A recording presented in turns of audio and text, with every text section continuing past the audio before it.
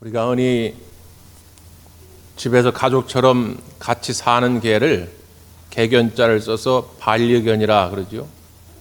집 없이 주인 없이 떠도는 개를 유기견이라 그럽니다. 그러면 넌센스 퀴즈인데요. 우리 마음 속에 있어서는 안 되는 우리의 마음을 병들게 하는 개는 뭘까요?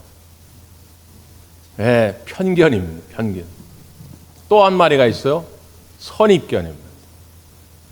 편견과 선입견이 우리의 마음에 가득 차 있으면 우리의 마음을 병들게 할 뿐만 아니라 대인관계를 파탄나게 만듭니다.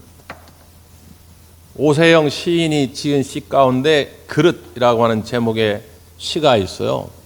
그 말미에 이런 구절이 있습니다. 깨진 그릇은 칼날이 된다. 무엇이나 깨진 것은 칼이 된다. 이런 말이 있어요. 시인의 참 탁월한 통찰력이죠. 그릇은 얼마나 유용합니까? 거기에 맛있는 음식을 담아 먹기도 하고 여러 가지 필요한 것들을 담아 놓게 되는데 이게 잘못해가지고 깨어져 버리면 날카로워집니다. 이게 칼날이 돼요. 자칫하면 상처를 입히게 됩니다. 무엇이나 깨진 것은 칼이 된다. 여러분, 우리의 마음이 하나님의 형상으로 지음을 받았거든요. 하나님은 곧 사랑이십니다. 하나님은 그 사랑 자체예요. 우리가 하나님의 형상으로 지음을 받았다고 하는 것은 우리의 마음이 사랑으로 가득 차야 됩니다. 근데 이것이 죄로 말미암아 깨어졌어요. 그럼 어떻게 되느냐? 날카로워집니다. 칼날이 됩니다. 그래서 다른 사람을 찌르고 나를 찌르게 돼요. 그렇게 내 마음을 파괴시키는 날카로운 칼날이 되게 만드는 것이 무엇이냐면 그게 편견이에요.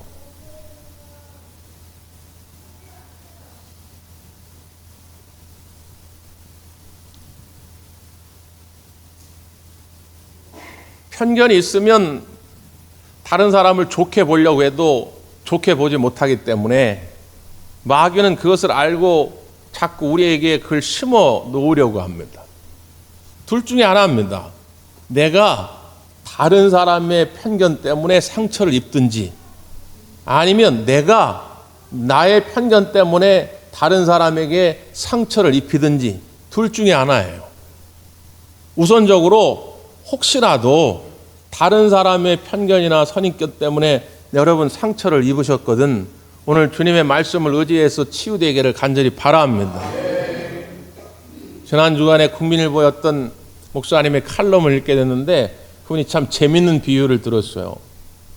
사람이 두 종류가 있는데 관역 같은 사람이 있고 통로 같은 사람이 있다는 거예요. 관역 같은 사람은 뭐냐면 이제 활을 쏘지 않습니까? 그 화살이 이제 관역에 탁 와서 박히잖아요. 이게 빠지지 않고 계속 남아있는 거예요. 10년이 지나도 30년이 지나도 늘 마음에 와서 박혀 있어요. 예를 들면 대표적인 인물이 사울입니다. 사울이 백성들의 소리를 우연히 듣게 됐어요. 백성들이 뭐라고 이야기를 하냐면 사울은 천천히요 다윗은 만만이다. 이 말은 앞으로 다윗이 사울보다 10배는 더 위대한 인물이 될 거라는 거예요. 이게 사울의 마음에 확 박히게 된 것입니다. 그러니까 이 마음이 막 부글부글 끓는 거예요. 분노와 증오로 막 가득 차기를 시작합니다. 그래서 이 다윗을 죽이려고 하는 거예요. 백성들을 포갑정치로 끌고 가려고 하는 것입니다. 근데 어떤 사람은 통로 같은 사람이 있다는 거예요. 예를 들면 다윗이 대표적인 인물입니다. 다윗이 반란에 의해서 왕좌에서 쫓겨나가지고 피난을 가는데 시므이라고 하는 작자가 막 다윗을 놀려요. 거 봐라, 꼴 좋다. 너 그렇게 될 줄 알았어. 근데 다윗은 그걸 그냥 흘려버려요. 통로가 되어 흘려버린다 그 말이에요. 하나님이 살아계시기 때문에 나의 억울함을 하나님이 알아줄 것이고 저 사람이 정말 잘못한 것이 있다면 하나님이 알아서 징계할 것이기 때문에 다윗은 손대지 않습니다. 그 때문에 부글부글 분노하지 않아요. 여러분 어떤 스타일이십니까? 여러분 다른 사람이 어떤 편견과 선입견을 가지고 여러분을 잘 몰라가지고 여러분에게 어떤 상처 주는 말이나 행동을 했을지라도 그거 마음에 오래 담아두지 마시고 통로가 되어 다 흘려버리시기를 바랍니다. 우리가 오히려 가슴에 영원토록 새겨놓아야 할 것은 뭐냐? 하나님의 말씀이에요. 나를 향하신 하나님의 말씀. 이사야서 43장 1절에 보면 친히 이렇게 하나님의 백성들을 향해 하나님 말씀합니다. 너를 지으신 이가 말씀하시느니라. 너는 두려워하지 말라. 내가 너를 구속하였고 내가 너를 지명하여 불렀나니 너는 내 것이라.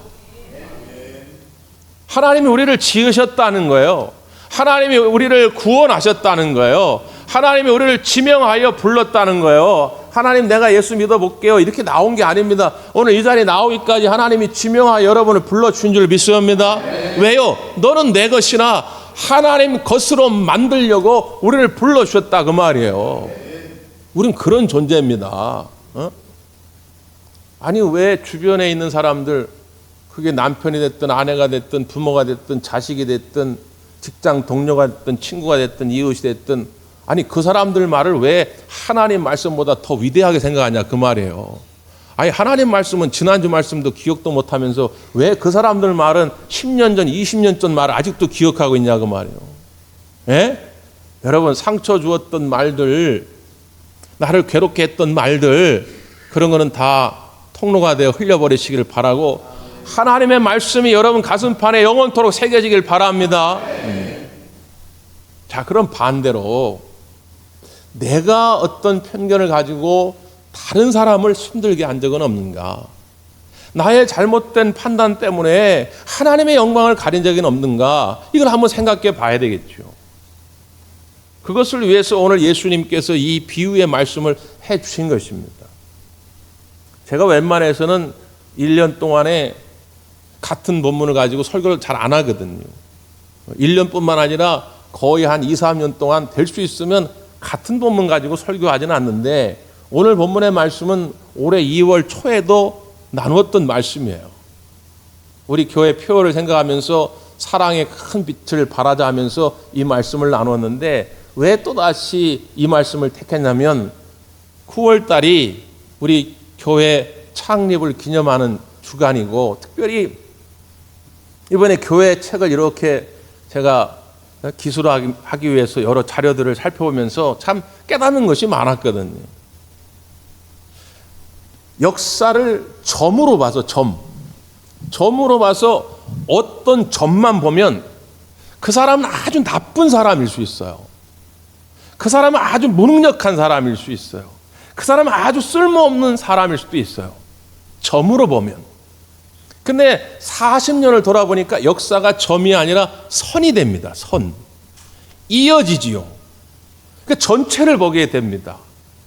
어느 한 점, 어느 한 순간에는 그 사람이 불필요해 보일 수도 있고 무능력해 보일 수도 있고 심지어 우리 대광교회 해방자가 될 수도 있고 하나님의 영광을 가리는 사람일 수도 있는데 선으로 보니까 이 사람이 나중에 하나님께 위대하게 쓰임받는 인물이 되어 있는 거예요. 어떤 한 사건이 우리 대광교회를 무너뜨리는 힘들게 하는 사건인 줄 알았는데 이걸 역사로 선으로 연결해 보니까 그 사건이 이 대광교회를 더 아름답게 부흥시켜 가는데 하나의 계기가 되었더라고 말이에요. 아, 참 놀라운 하나님의 은혜지요. 네? 돌이켜 보니까 그렇더라고 말이에요. 아, 그렇구나. 아직도 그 하나님의 전체적인 섭리, 그 역사를 이끌어 가시는 하나님의 은혜를 우리가 깨닫지 못하고 내 편견에 사로잡혀 가지고 어느 점, 어느 한 사건에만 매몰되어 가지고 혹시라도 나는 다른 사람에게 상처를 주거나 혹시 내 스스로 무너지고 있지는 않는가? 이걸 좀 생각해 보려고 다시 이 본문의 말씀을 택하게 됐습니다. 어느 날 율법 교사가 예수님을 찾아왔어요. 율법 교사는 다른 말로 하면 서기관이라 그럽니다. 지금은 성경 한 권을 만들어내려면 몇 분이면 인쇄소에서 이걸 찍어낼 수 있겠지만 옛날에는 이 성경 한 권 쓰려면 서기관들이 몇 달 동안 쓰는 거예요. 몇 달 동안 이 성경을 쓰기 때문에 이 서기관들은 성경 박사예요. 신학 박사들입니다. 그래서 율법도 가르치는 거예요. 율법 교사들입니다. 이 사람이 어느 날 예수님께 찾아와서 예수님, 영생을 얻으려면 어떻게 해야 합니까? 이렇게 물은 거예요. 자, 여러분 같으면 이 율법 교사가 여러분에게 와서 영생을 얻으려면 어떻게 해야 합니까? 묻는다면 뭐라고 대답하시겠습니까? 네? 몰라서 대답을 안 하시는 거예요? 부끄러워서 안 하시는 거예요? 여러분 어떻게 대답하시겠습니까? 할렐루야! 그게 정답이에요. 주 예수를 믿으라. 그리하면 너와 내 집이 구원을 받으리라. 내가 곧 길이요 진리요 생명이니 나로 말미암지 않고는 아버지께로 올 자가 없느니라. 예수님을 믿는 거예요. 그러면 예수님을 통해 구원을 받게 되는 것이죠. 그런데 예수님께서 그 사람의 중심을 보셨어요. 그 사람의 의도를 보았다는 거예요. 예수를 시험하려고 예수님께 이 물음을 던진 겁니다. 시험하려고 했던 건 뭐냐? 답을 알고 있어요. 근데 예수님은 어떻게 말하는가? 예수님이 정답을 맞출 수 있는가? 테스트해 봤다는 거예요. 그러니까 예수님께서 오히려 반문합니다. 율법은 어떻게 쓰여 있고 너는 그 율법을 어떻게 읽느냐? 그랬더니 이 율법사가 이렇게 대답합니다. 우리 27절 한번 다시 읽죠. 27절 시작. 대답하여 이르되 내 마음을 다하며 목숨을 다하며 힘을 다하며 뜻을 다하여 주 너의 하나님을 사랑하고 또한 내 이웃을 내 자신같이 사랑하라 하였나이다. 아멘. 두 가지로 딱 요약이 되죠. 첫째는 뭡니까? 하나님을 사랑하라. 두 번째는요, 내 이웃을 내 자신과 같이, 몸과 같이 사랑하라는 것입니다. 마음을 다하고 목숨을 다하고 뜻을 다하고 힘을 다하여서 하나님을 사랑하면 넌 영생의 삶을 사는 것이다. 또한 내 이웃을 내 자신과 같이 사랑하면 너는 영생의 삶을 사는 것이다. 여러분, 우리가 예수님을 믿는다라고 말을 할 때 그럼 그 믿음이 무엇이냐? 예수 그리스도가 나의 죄를 위해서 십자가에 달려 죽으시고 내가 죄사함을 받았다고 하는 것을 믿는 거예요. 근데 이것이 단순히 내 머리에서만 끝나는 것이 아니라 내 마음에서만 끝나는 것이 아니라 이것이 구체적으로 나의 삶 속에 나타나야 하는데 그 삶 속에 나타나야 할 것이 뭐냐? 하나님을 사랑하는 것이고 내 이웃을 사랑하는 것이다 그 말이에요. 그러니까 예수님이 듣기에도 틀린 말이 아니잖아요. 그래 그러면 그대로 가서 해라. 그러면 넌 살리라. 이 사람이 가만히 생각해 보니까 하나님을 사랑하는 것은 얼핏 알겠거든요. 당시 서기관과 바리새인들은 종교 지도자들이기 때문에 누구보다도 율법을 잘 알아요. 하나님을 사랑하는 방법, 어떻게 하면 제사를 잘 지낼 수 있는지, 어떻게 하면 예물을 잘 드리면 되는지, 어떻게 하면 예배하는 일에 집중할 수 있는지 너무 잘 압니다. 근데 이웃을 어떻게 사랑해야 되지? 이런 의구심이 생긴 거예요. 왜냐하면 당시의 서기관과 바리새인들은 자기들 나름대로의 이웃의 개념, 이웃의 경계가 있었기 때문입니다. 나를 좋아하는 사람, 나를 인정해 주는 사람, 내가 이해할 만한 사람, 이런 사람들은 당연히 다 이웃이지요. 근데 이걸 뛰어넘는 사람들이 있어요. 내가 이해할 수 없는 사람, 나를 힘들게 하는 사람, 나를 괴롭히는 사람, 이런 사람들은 이웃이라고 볼 수가 없는 거예요. 그러니까 예수님께 다시 묻는 거예요. 예수님, 그럼 그 이웃이 누굽니까? 당신이 생각하는 이웃의 개념은 뭡니까? 이걸 묻는 거예요. 그때 예수님께서 그 유명한 선한 사마리아 사람의 비유, 자비를 베푼 한 사람의 비유를 드는 겁니다. 어떤 유대인 사람이 예루살렘에서 여리고로 가다가 강도를 만났어요. 거의 죽을 지경입니다. 피가 막 절절 흘러요. 그런데 첫 번째 제사장이 지나가다가 그냥 보고 피해 갑니다. 두 번째 레위인이 그걸 지나가다가 또 보고 피해 갑니다.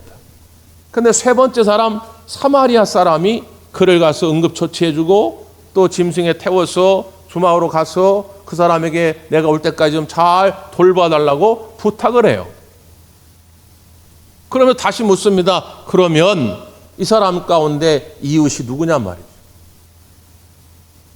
당연히 자비를 베푼 그 사마리아 사람입니다. 라고 율법사가 대답하니까 예수님이 그럼 너도 가서 이와 같이 하라.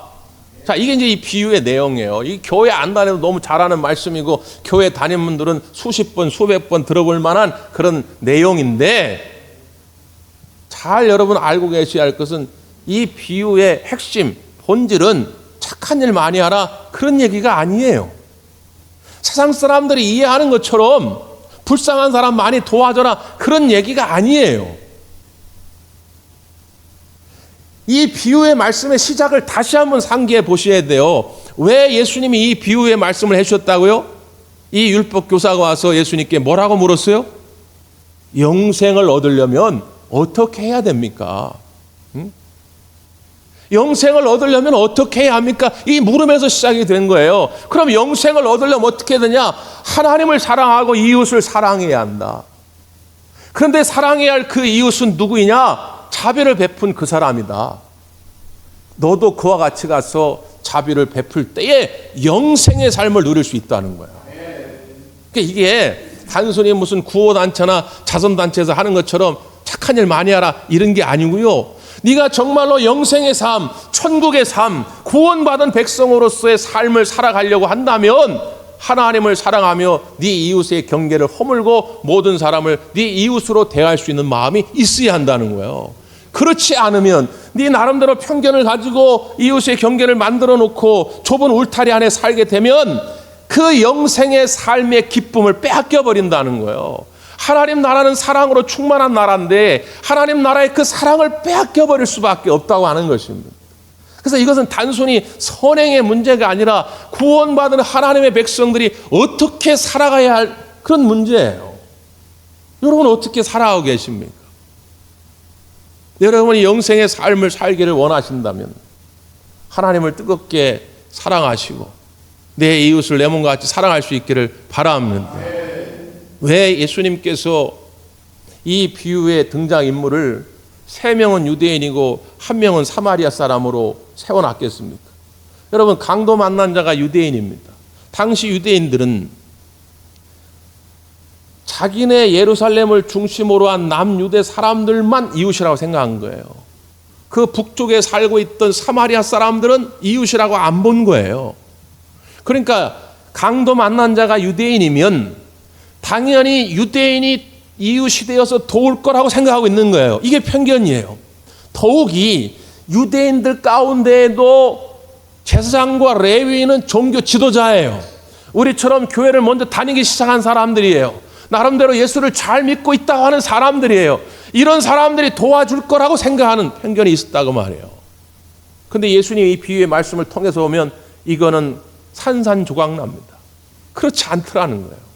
유대인이 유대인을 돕지 않더라는 거예요. 종교 지도자들이 돕지 않더라는 거예요.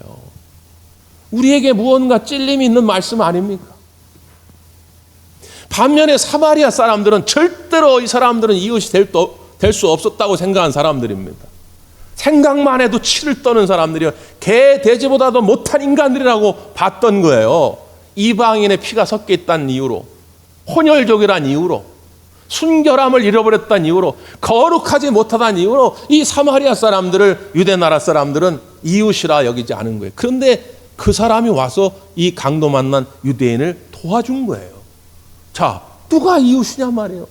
너희들이 평소에 생각하는 것처럼 그 유대인이 진정한 이웃이냐, 아니면 너희들이 그렇게 원수처럼 생각했던 사마리아 사람이 이웃이냐, 이걸 지금 예수님이 묻는 거예요. 무슨 이야기냐? 함부로 우리의 편견을 가지고 이웃의 경계를 만들지 말라는 거예요. 요 근래 매스컴에서 묻지마 살인 이야기가 자꾸 나옵니다.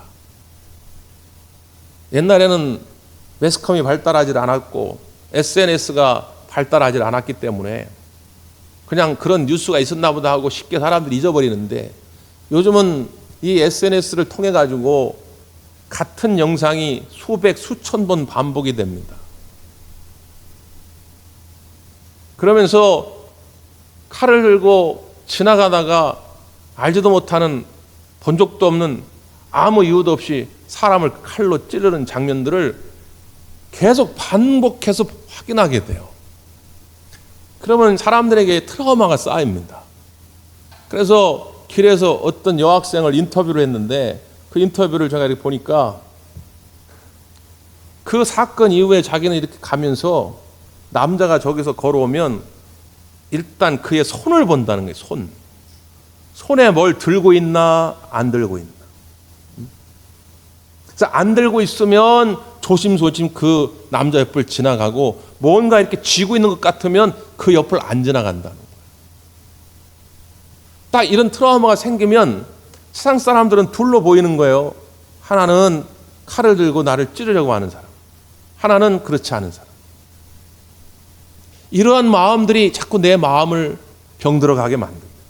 자꾸 파괴시켜가지고 세상을 그런 눈으로 보게 되니까.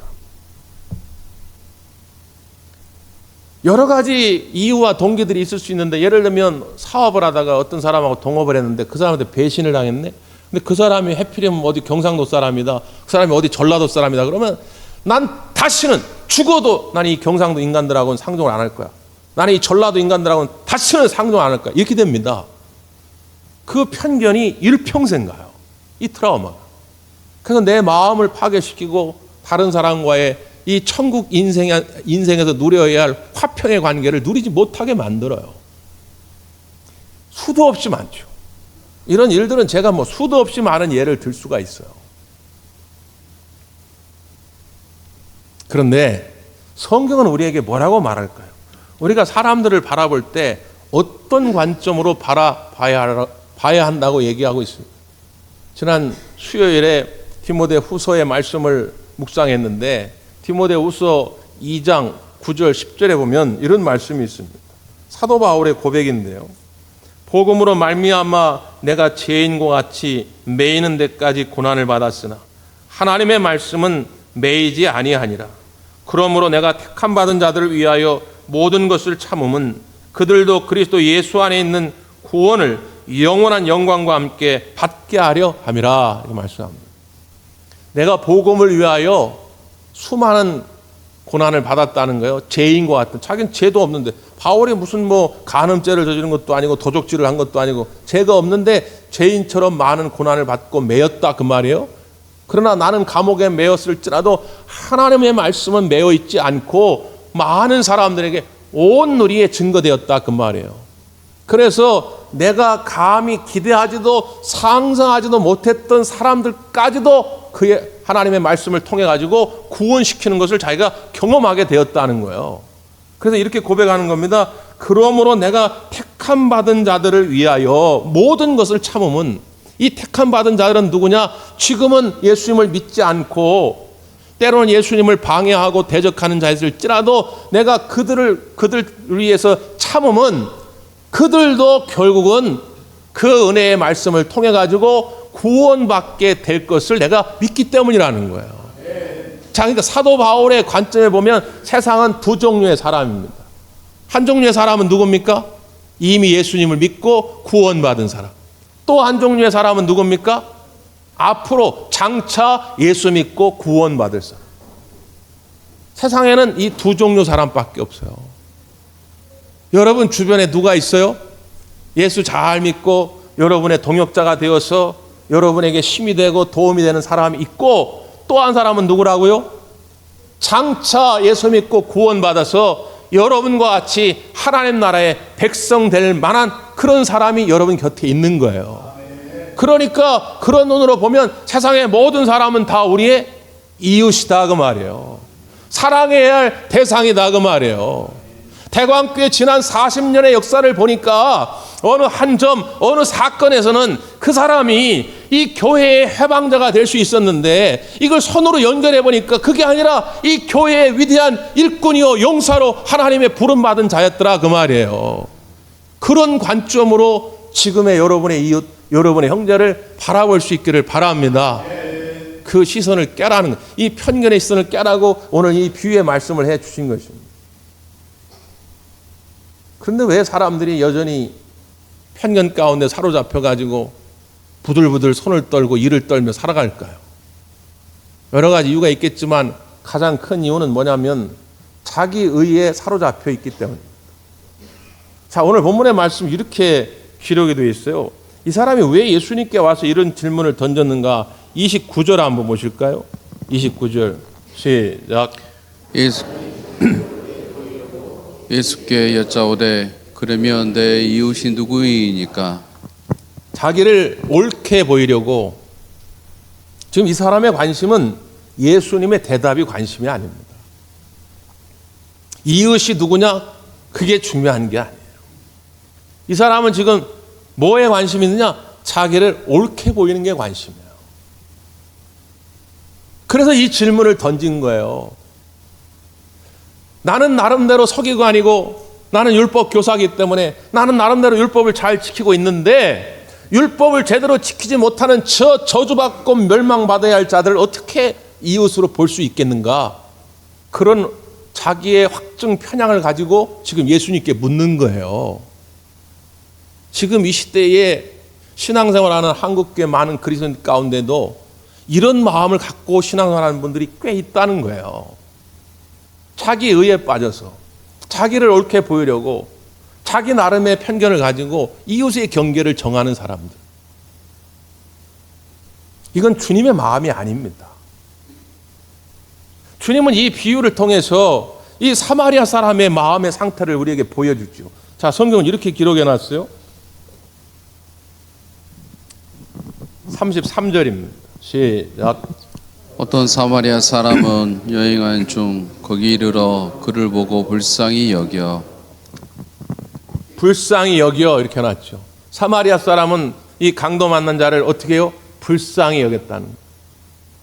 이 불쌍히 여겨라고 하는 이 표현이 헬라 원문 그 단어가 복음서에 예수님께 많이 해당되어 등장합니다. 눈먼 자가 소리 지를 때 그를 불쌍히 여겨. 아들을 잃고 눈물을 흘리고 있는 나인성 과부를 볼 때 그를 불쌍히 여겨. 베데스다 연못가에서 자기의 병을 치유받지 못하고 고통받는 그를 볼 때 불쌍히 여겨. 불쌍히 여겨서 예수님의 기적이 시작되고 예수님의 치유의 사역이 시작되고 구원의 사역이 시작된 것이죠. 우리가 예수님을 따른다면, 우리가 예수님을 믿는다면 이 예수님의 마음을 가져야 되지 않겠습니까? 자기 의에 빠지지 않고 이 예수님의 마음을 품고 살아가려고 한다면 어떻게 해야 되느냐? 은혜 안에 머무는 거예요. 은혜로 살아가는 것입니다. 디모데후서 2장의 말씀을 지난 수요일 날 살펴보았는데 주제는 뭐냐면 그리스도 예수의 좋은 병사에 관한 이야기예요. 어떻게 하면 우리가 그리스도 예수의 좋은 병사가 될 수 있을까? 그 2장 1절의 말씀은 이렇게 되어 있습니다.